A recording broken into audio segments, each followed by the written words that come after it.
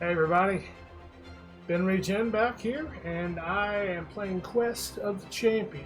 Let's pop this up, get it going. Last time we had Jaunt under Dark, so I need to see, which one was she? Was she a Shadow Blade?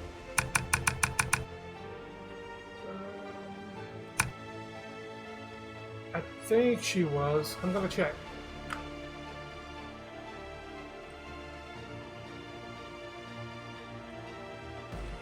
Ice Fiend.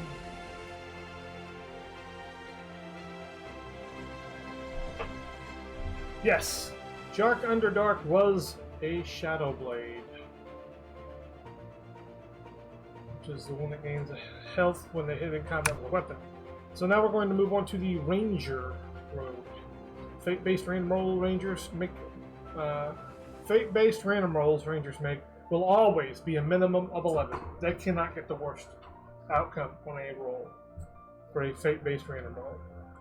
So we're going to select them, build this character up.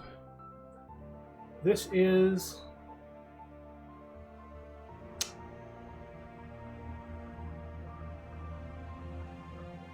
who are you? Who are you? I really want to know. I really want to know. Please tell me, who are you? You. How are you? This will be, it's a Ranger robe. That is a, you start with extra health and fire potions. Young Idealist. Hailing from the southern desert.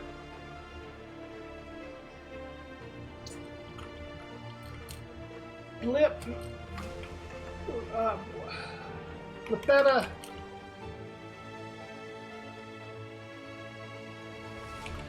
McScoop. Hell yeah, Blipetta McScoop. She is ready to rock. We ain't gonna worry about fate at all. We are gonna do harder enemies, like I usually do. We'll see if we can make it through. It's challenging. If you get real bad cards or make bad decisions, you may not make it. Blipetta McScoop. The royal scouts report troubling news. Queen Melania's wicked knights have made their way to Ravenfield City. The rest of this is the same as normal. The pursuit begins. Ravenfield City is a city which a dark era has descended upon its inhabitants, as vampires hold dominion over the weakened human population. Once a vibrant city teeming with life, it now stands as a somber testament to the tyranny of the undead. You can read the rest if you want to pause. Ravenfield Witch. A witch welcomes you to her home, her presence an enigma in the city's tapestry of secrets. The air crackles with magical potential as you enter, drawn to the prospect of fortune or enhanced power that she might offer. The witch, cloaked in mystic robes, regards you with a gaze that seems to penetrate the depths of your desires. Champion, I sense the currents of fate swirling around you. I can bestow upon you fortune or power beyond your imagining. Step closer. How fitting that the Ranger, who always automatically gets not the worst roll, at least, she can sense the currents of fate swirling around me. She won't steal my power. I trust her. She reads my fortune. It's surprisingly accurate. Young thief. A young female thief, her eyes wary and calculating, meets your gaze with a mixture of suspicion and defiance. The air hangs heavy with tension as she sizes you up, ready to vanish at the slightest hint of betrayal. You think she might have seen the nights pass this way. I've seen your kind before. Promises and charm, but little substance. Why should I trust you? She remains guarded, a street-smart skepticism etched across her features. As you speak, a subtle shift occurs in the atmosphere. A flicker of interest in her eyes. A momentary pause in her guarded stance. And she refuses to talk to me. Young vampire driven mad by insatiable blood hunger drops from a ledge above. Her once human eyes are now feral, and her movements are erratic as she succumbs to the primal urge for fresh, life-giving blood. She rushes toward you in the middle of the city streets, driven by a desperate thirst. The air is thick as the mad vampire lunges. her fangs bared and eyes ablaze. She only does 2 damage a hit. I ain't worried too much about her. Gotta start fighting sometime. My defense isn't really high, but it's pretty good for a starting character. 12. I mean, it's not as bad as like a 10, I guess. I guess it's not that good. It's been hit every time. This fight should have been over like 4 scoops ago. 4 mixed scoops ago. Almost got her.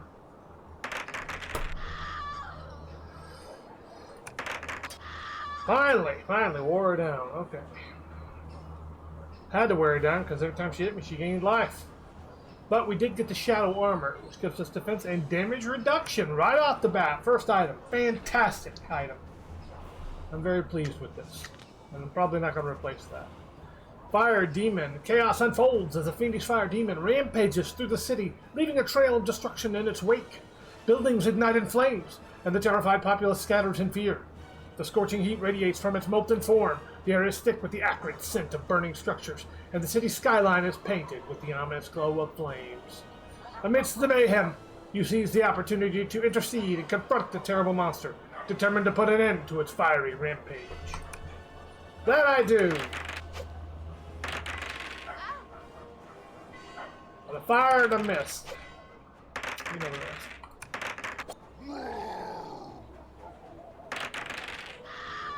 You ain't all that and a bag of potato chips, mister. Blebella McScoop is your opponent, and you face doom. I'll return your silly ass to the flaming hells from which you spawned.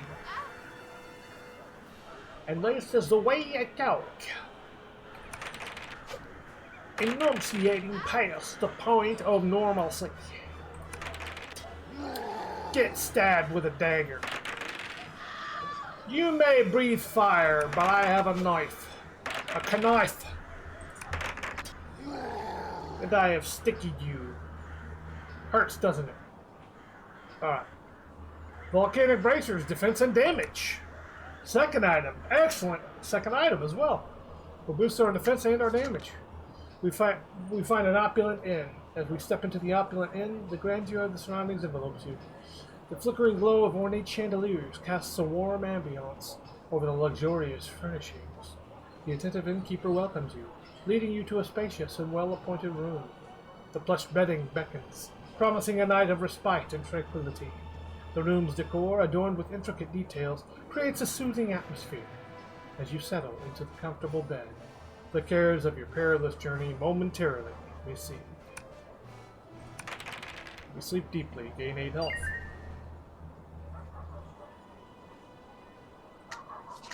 Ratman Brute. In a claustrophobic alleyway, you encounter an enraged Ratman Brute. His fur is matted, and his eyes burn with a fervent anger as he brandishes a crude sword. Fueled by resentment towards the oppressive vampire rule and tired of being regarded as a lowly citizen, he decides to unleash his pent-up fury by attacking you. Enough of this oppression!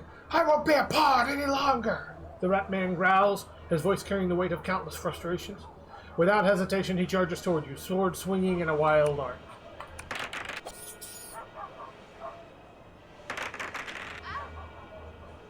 Damage reduction already playing a nice roll. His attacks do almost nothing.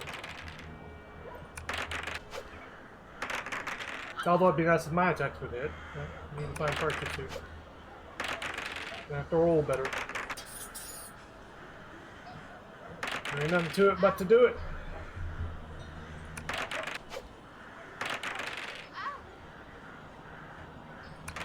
I don't think it's going to take 28 turns either.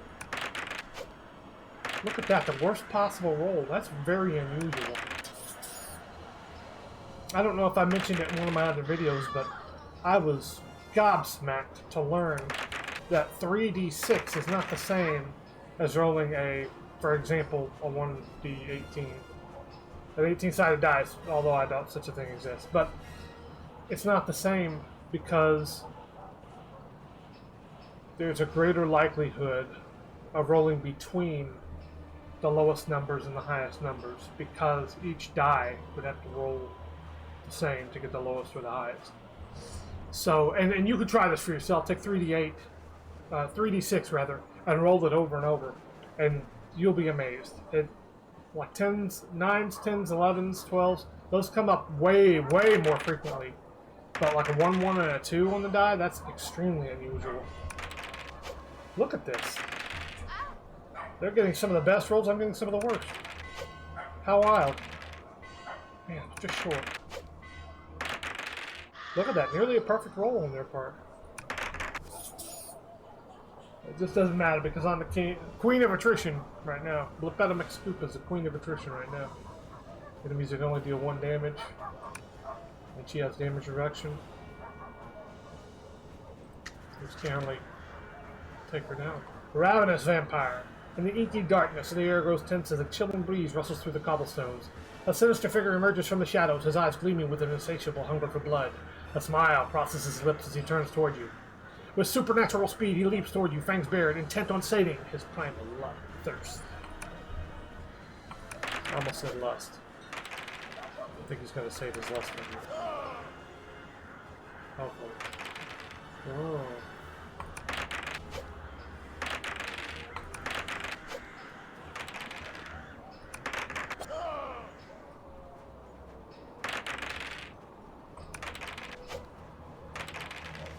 Just not rolling too hot. Of course, I only have an attack bonus of 1, so I have to build that up a little bit if I want to hit more often. He's worth 9 XP. That puts us into our first level. First level up. We're going to hang on to damage reduction on it. And loot the leather battle gear. This whole time. My favorite time. Ta-da! Alright. Let's boost accuracy. And chance to hit and attack. Pump that up so I don't miss so often. Alright. Night Horseman. You encounter a black Night Horseman separated from his sinister brethren. His armor is as dark as the shadows, and an evil aura surrounds him. Upon seeing you, he decides to put an end to your pursuit, hoping to gain Queen Malvina's favor. Ah, the noble adventurer wondering where they shouldn't be, the Black Knight sneers. You meddle in affairs beyond your understanding. I'll make certain you don't become a nuisance to our queen. The air becomes tense as the Black Knight readies his weapon, a glint of malice in his eyes evident. Not a nice man. That's what I'm gathering. Look at that. Another roll. You should try it yourself. Take 3d6 and roll for a while and track how many triple ones and how many triple sixes you get. It'd be almost non-existent. That still kind of rolls on my end. All this time I thought it was basically the equivalent of an 18-sided die. Oh yeah, took him down easily. Nothing to fear. We've got a regular dagger. That's what I already have. I'm not going to use something from him. He might have touched it. Vampiric Bat. Another enemy with life drain. A rush of wind announces the arrival of a monstrous silhouette against the moonlit sky. A giant, vampiric bat descends with uncanny speed, its wings casting ominous shadows that writhe on the ground below. The air becomes charged with tension as the creature swoops down, its eyes gleaming with the thirst for blood. Reacting swiftly, you draw your weapon, the metallic rasp cutting through the stillness of the night. The vast descent is a blur of Pharaoh grace, a whirlwind of movement. But it only does 2 damage. So I'm going to try and bash it down. Ooh, it missed. Come on. Got it. Didn't even hit me. We've got 14 gold pieces from that encounter. Moving on, we got the Undead Dragon. It has stone skin and life drain, which means I only deal 2 damage to it. And it's got 27 health, so I would have to hit it. What would that be? Which would be 13? No, it would be double that. No, 2 damage. Yeah, so 13 hits, so 14 hits I'd have to do on this enemy. And every time it hits me, that's another hit I gotta make. It's worth 15 XP. I just don't know how well I can fight this thing. It's going to take so long. You know, it's not fireproof, though. I could use my fire potions on it. That would knock off 16 of its health. Well, let's just see how I start rolling first. And if we get it close to getting knocked out before it gains too much life, then we'll fire potion its ass. Get that sweet, sweet 15 XP.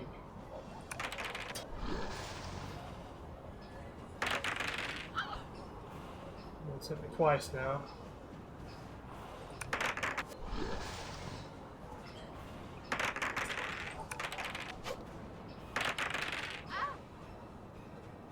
It's actually above its initial max health. This is probably a bad fight, because I don't do enough damage yet. And it's stone skin and vampiric, so it's kind of specialized against me. So yeah, let's stop playing around. Let's get out of here. That's just an enemy that's specialized specifically against me. It just happens. Dirty Inn. Stepping through the worn door of a dilapidated inn, the air is heavy with the musty scent of neglect. I'm not going to read the rest for now. 50 mole, we gain 5 health. Not bad, not bad. Okay. Warehouse spider. As you cautiously step into a dimly lit warehouse, your eyes scan the dusty corners for any signs of the foul knights who may have passed through. A subtle rustle above catches your attention. Your gaze shoots upward just in time to witness the descent of a colossal warehouse spider. Its hairy legs unfurl as it drops from the ceiling, a silhouette shadowette against the dim light. Time seems to slow as the creature lands with a soft thud, its intention clear, to entangle and devour any intruders. Can't run from this one, and it inflicts poison. It only deals 3 damage to hit, though. I'm going to try and wear it down with my attacks. And then I'll use the health potion afterward to cure my poison.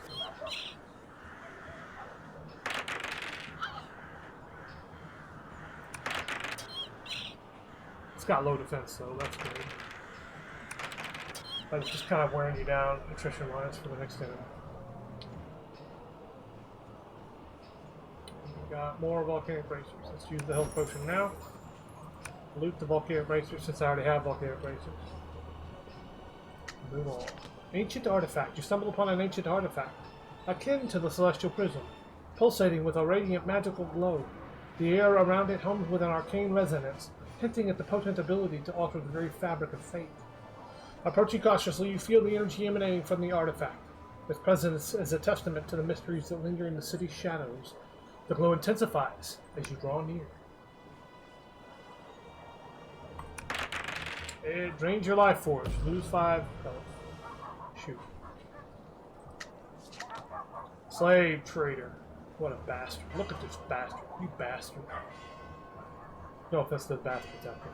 A dark figure emerges, leading a group of downtrodden souls in chains. The clinking of metal echoes through the air as a slave trader, their face obscured by shadows, marches toward a marketplace, the weight of oppression heavy in their wake. As a hero with a heart attuned to justice, you cannot turn a blind eye to this blatant cruelty. Hold! You call out, your voice cutting through the ambient noise of the city. The slave trader halts, casting a glance over their shoulder with a mixture of surprise and disdain. He laughs loudly as he draws his weapon. You sadistic prick. Your time is over.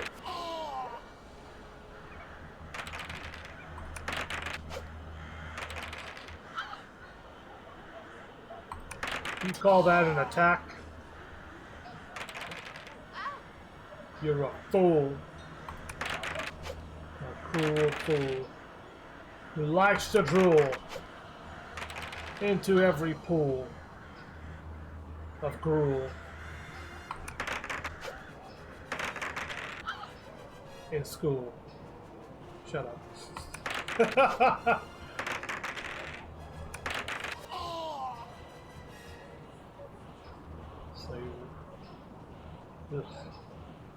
The investment of keeping my shadow armor. Gambling hall. You find yourself drawn to a clandestine gambling hall. The air is thick with the mingling sense of smoke and anticipation. The low hum of hushed conversations and the distant clatter of coins create an ambiance of both risk and allure. Approaching a vacant seat at one of the tables, you catch the glint of polished cards and the rhythmic shuffle of a deck. As a seasoned dealer nods, inviting you to try your luck in the timeless game of chance. The cards feel cool in your hands as you make your bets, the stakes set by the whims of fortune. You break even. That's normal. Dragon Hatchling. This enemy has stone skin and magic resist. So it takes half damage from any type of attack right now. You stumble upon an unexpected sight. A dragon hatchling, its scales shimmering softly in the pale glow. Prowls in the shadows with an air of curiosity, searching the city at night for its next meal. The distant echoes of its wings flapping create an eerie melody in the stillness of the night. The dragon hatchling fixes you with intelligent eyes. Its wings, though undersized, twitch with a latent power yet to be fully realized. The air carries the faint scent of burnt embers as the creature emits a cautious growl, assessing whether you pose a threat or an opportunity. You only deal 2 damage, not an opportunity. It'll take me a while to wear you down, but I will. See, in reality, the enemy would flee from me once it got low on health. I'd just be out of luck. Woohoo! Critical hit! You would expect a critical hit to be able to deal more than 5, but nope. Nope, sir. Not in this case. That's the way the cookie crumbles. When your cookie only deals 5 damage. I got it, though. I think I only took a couple of hits. 1 hit, I think. Leather battle gear. I'm not switching off a shadow armor. Hey, it's level time! I'm a pretty good amount now. Let's boost our damage.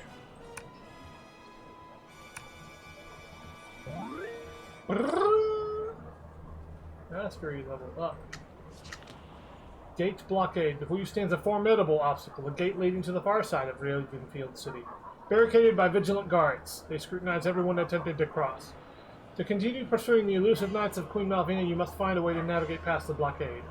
As you approach, the guards fix their gaze upon you, their scrutiny unwavering. Halt! One of them commands, blocking your path. No one gets through without proper authorization. State your business. Forced to bribe. I lose half of my gold. 7 gold ain't much.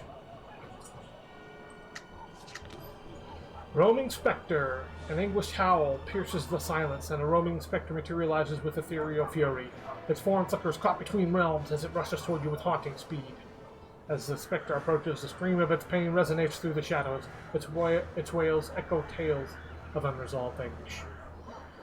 Damage aura. When I hit it, I take 2 damage.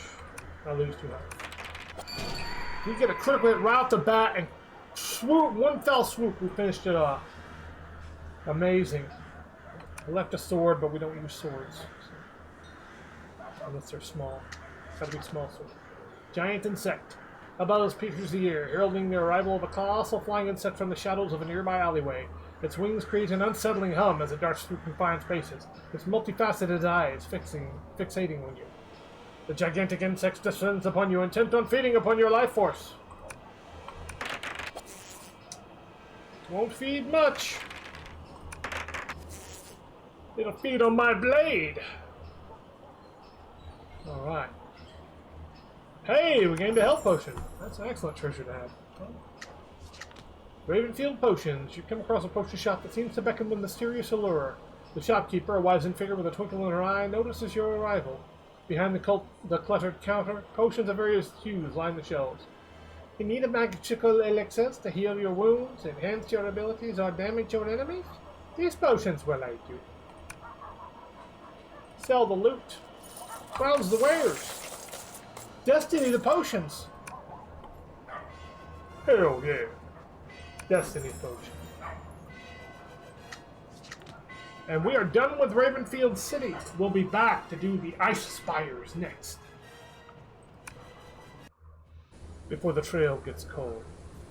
But for now, we rest at an end.